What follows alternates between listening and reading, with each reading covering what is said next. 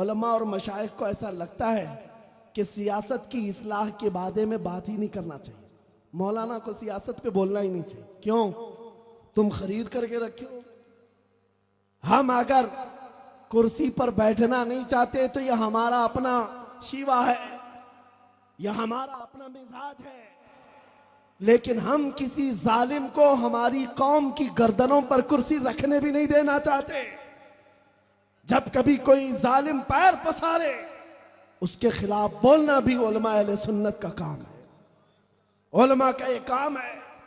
उलमा हक की आवाज को बुलंद करें और कौम के अंदर शऊर बेदार करें, इनके अंदर सियासी शऊर बेदार करें। कई दुकानें तो ऐसी हैं हमारा नाम लिए बगैर चलती नहीं। आपको पता होगा, जो भी न्यूज खोलो वो हमारे नाम से शुरू होता है। बहुत सारे इलेक्शन तो हमारे नाम पे जीते जाते हैं। मेरे अजीजों, तुमको दुनिया जो आज ताना देती है कि ये 500 में बिक जाते हैं, 1000 में बिक जाते हैं, अल्लाह का वास्ता देता हूं, नबी का वास्ता देता हूं, इस तौर तरीके से और इस धब्बे से अपने आप को आजाद करो।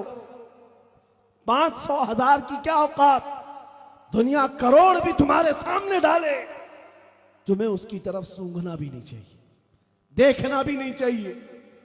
एक साहब ने मुझसे ये कहा था, गैर मुस्लिम है और उन्होंने ये हमारी तकरीरें बहुत सुनी।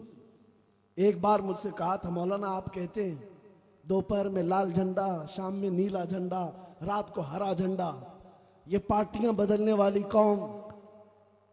तो उन्होंने कहा, मौलाना आपकी कौम ही ये ज्यादा करती है, आपके लोग ही ये करते हैं, दोपहर में उस पार्टी के साथ जाते हैं, शाम में इसके साथ, रात में उसके साथ। वो मुझे टॉन्ट मार रहे थे। मैंने कहा करते होंगे, आपसे भी 500 लेते हैं, उनसे भी 500, उनसे भी 500, सबसे लेके आ जाते हैं, वो करते होंगे, मुझे पता है। कहा फिर आप बयानों में क्यों बोलते हैं?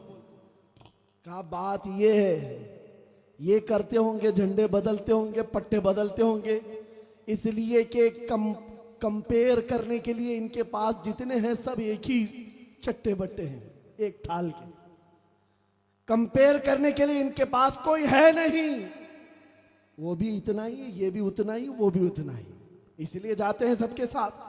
लेकिन कसम खुदा की, मैंने जो उस बंदे को कहा था आज आपके सामने दोहरा रहा हूं, और अहले बासनी का भी यही जज्बा हो। मैंने उनसे कहा, तुमने मुझे ताना मारा है, पार्टियां बदलते हैं, झंडे बदलते हैं, इनके सामने जो शख्सियात हैं वो सब एक ही तरह के हैं। आओ, तुम्हारे पास 500 नहीं 10 करोड़ हो तो लेकर के आना, मैं अपने मोहल्ले का या किसी भी मुसलमान बस्ती का एक नौजवान तुम्हारे सामने लाऊंगा, कोई आलिम दीन नहीं, कोई परहेजगार मुत्तकी नहीं, नॉर्मल किस्म का एक नौजवान तुम्हारे सामने बिठाऊंगा। 10 करोड़ की दौलत लेकर बैठना और उसके बाद उसको ये नहीं पूछना 10 करोड़ लोग हैं कि कांग्रेस के पास जाओगे, 10 करोड़ लोग हैं कि बीजेपी के पास जाओगे, बल्कि रखे रहो 10 करोड़ एक तरफ गुंबद खजरा की तस्वीर रखना। और कसम खुदा की मैं कहता हूं, हमारा आम नौजवान भी तुम्हारे 10 करोड़ को ठोकर मारेगा और कहेगा मेरे नबी से मेरा रिश्ता कल भी था और आज भी है, अपना सब कुछ गुंबद खजरा कल भी था और बतला दो गुस्ताखे नबी को गैरत सुन्नी जिंदा है, उन पे मर मिटने का जज्बा कल भी था और आज भी है।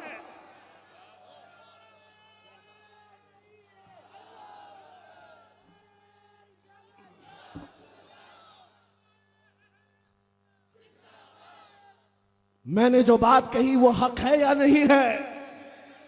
आप इस जज्बे को रखते हैं या नहीं? बाकी नोट इधर उधर आती जाती रहती, उससे मुझे कोई ताल्लुक नहीं, लेकिन जब नबी की बात आए सारी दुनिया को ठोकर मारना, सबको छोड़ दो।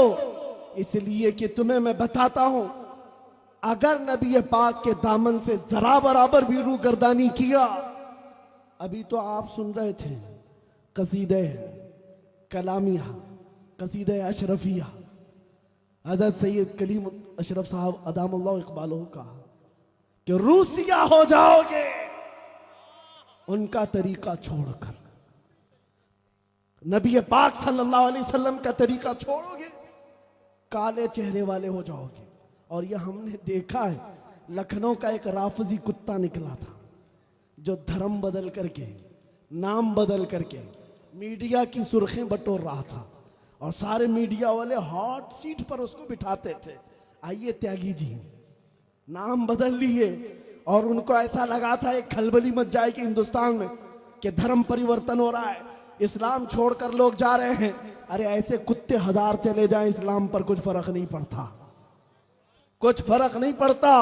और हमने उनकी जिंदगी को देखा, 6 महीने पुजारियों की चाट छाट करके वापस आए, बाद में पता चला कि पंडितों ने भी किक मार करके भेज दिया है।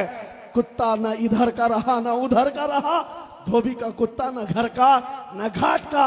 100 साल पहले बरेली के इमाम ने यह आवाज उठाई थी, या रसूल अल्लाह, जो तेरे दर से यार फिरते हैं, दर बदर यूं ही खार फिरते हैं।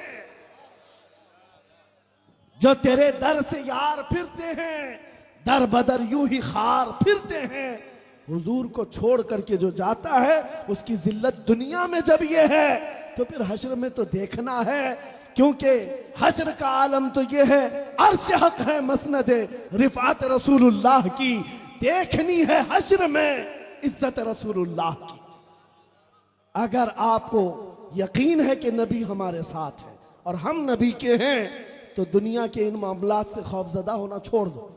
मॉब लिंचिंग की बात, इस राजस्थान के इलाके में कई मामलात हुए, हम इस बात से डरते नहीं और उनको जवाब दे करके जाते हैं।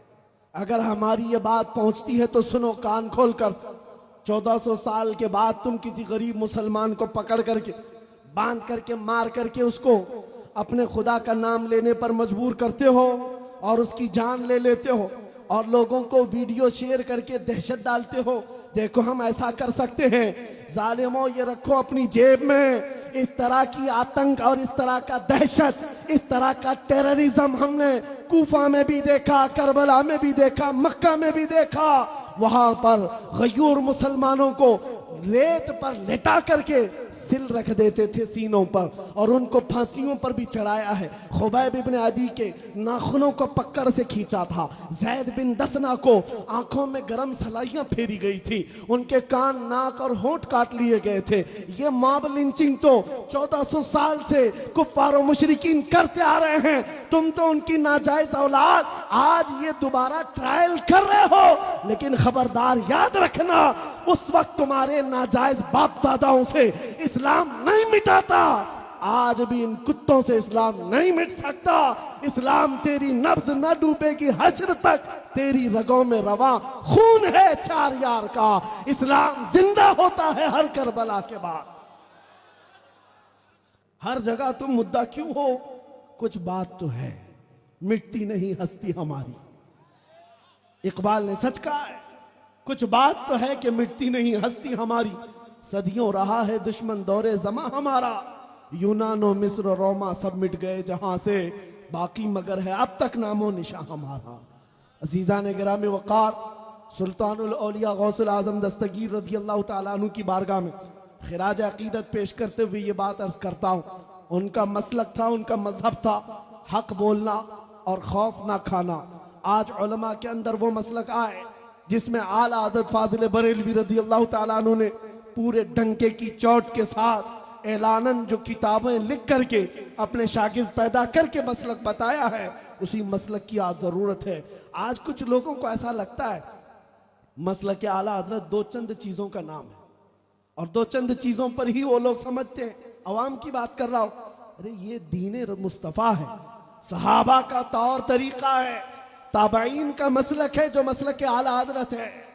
मसलक आला हजरत में बहुत चीजें हैं, गरीबों की मदद भी मसलक आला हजरत, और उलमा का अदब व एहतराम भी मसलक आला हजरत, हक बोलना मसलक आला हजरत, गीबत ना करना भी मसलक आला हजरत, चुगली ना करना भी मसलक आला हजरत, चोरी ना करना भी मसलक आला हजरत, और इन अय्याम में जालिमों की पुश्त पनाही ना करना मसलक आला हजरत है। मसलहत के रास्ते ढूंढते हुए दीन को छुपाना या शायर इस्लाम में कंप्रोमाइज करना, ये मसलक आला हजरत नहीं। आला हजरत फाजिल बरेलवी की किताबें पढ़ो तो आज के दौर में हो सकता है बहुत कम लोग हिम्मत करें बोलने की, बहुत कम लोग हिम्मत करें, लेकिन वो मर्दे कलंदर किताबों में लिख गए, कहा जिस जगह पर शायर इस्लाम पर हमला हो, और वो ऐसा शायर इस्लाम कि जो वाजिब भी नहीं, फर्ज भी नहीं, मुस्तहब है, लेकिन उसको मिटाने की दुश्मन कोशिश करें, तो मुसलमानों को उसको इख्तियार करना जरूरी हो जाता है। छोड़ना नहीं है, इख्तियार करना है, बहुत जरूरी हो जाता है। इसीलिए आज के दौर में मेरे अजीजों, आपके लिए जो चीजें लाजिम हैं, तुम कैसे नामूस रिसालत की हिफाजत करोगे? अपने अमल से करो। दाढ़ियों की मुखालिफत जब होने लगे, दाढ़ियों को जिंदा करो। अमामों की जब मुखालिफत होने लगे, अमामे बांधो और नबी पाक की सुन्नत को जिंदा करो। तुम तो मॉडर्न बनने के चक्कर में पता नहीं कहां से कहां बह गए। फिल्म स्टार हॉलीवुड और बॉलीवुड को अपना आइडियल बना लिया, और उनके पीछे भागते हुए उनके फैन कहलाने में भी शर्म नहीं महसूस करते। अरे मुजरा करने वाले उन जहन्नमियों के पीछे भागते हो। जब नारा मेरे मुस्तफ़ा की इज्जत का लगाते हो, तो हुजूर की गुलामी में फख्र क्यों नहीं करते? हुजूर पाक के तौर तरीके पर फख्र क्यों नहीं करते? दुनिया तुम्हारे चेहरों से दाढ़ियां छीनने लगे, तुम निकाल कर नालियों में बहा देते हो। दुनिया तुम्हें बालियां पहनाने की कोशिश करे, तुम तो चूड़ियां भी पहन लेते हो। चोटी रखने की कोशिश करे, दुनिया फैशन बनाकर तुम सब बन जाते हो। अरे जरा देखो तो सही, ये जालिम दुनिया तुम्हें औरत से मर्द, मर्द से औरत बनाने पर लगी है, और पता नहीं तीसरी मखलूक तुम्हें बनाकर छोड़ देती है। तुम उस पे ऐश के साथ, खुशियों के साथ नाच भी रहे हो। तुम्हें ये खबर नहीं, तुम्हारी इज्जत इनके पीछे भागने में नहीं है, तुम्हारी इज्जत मुस्तफा के कदमों से वाबस्ता है, हुजूर पाक के कदमों से वाबस्ता है। आज भी करके देख लो तजुर्बा। आओ उस नुक्ते पर, उस पॉइंट पर जहां मेरे नबी ने अपने सहाबा को छोड़ा था। मजीद किसी चीज की जरूरत नहीं। इकबाल 10 साल यूरोप में खाक छान करके आया, तहकीकात करके वापस अपने वतन आया। यूरोप को भागते हुए देखा, तरक्की की होड़ पे, साइंस में, फिजिक्स में, ज्योग्राफिया में, अलजिब्रा में। वापस इकबाल आकर अपनी कौम को क्या बशारत दिया? कहा मैं ढूंढने गया था, मेरी कौम की तरक्की किस बात में है? सब मैदान देख लिया। लोगों ने पूछा फिर आपकी कौम किस मैदान में तरक्की कर सकती है? इकबाल ने कहा मेरी कौम की तरक्की सिर्फ एक बात में है कि मोहम्मद से वफा तूने तो हम तेरे हैं। ये जहां चीज है क्या, लौह कलम तेरे हैं।